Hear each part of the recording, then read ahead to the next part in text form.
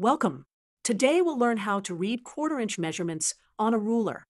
Let's start by understanding how 1 inch is divided into quarters. Here's 1 inch on a ruler.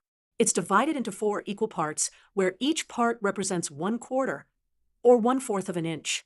Let's label each quarter mark. We start at 0, then 1/4 inch, then 2/4, or 1/2 inch, then 3/4 inch, and finally 1 full inch.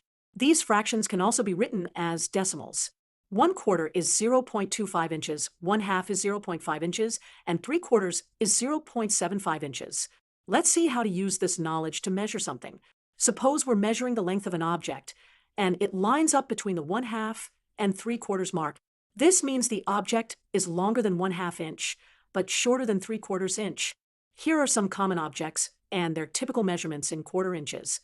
A pencil diameter is about 1/4 inch, a typical eraser thickness is about 1/2 inch, and a marker diameter is about 3/4 of an inch. Remember, when reading quarter-inch measurements, first identify which quarter-inch marks the measurement falls between, then determine if it's closer to one mark or the other. With practice, this will become second nature.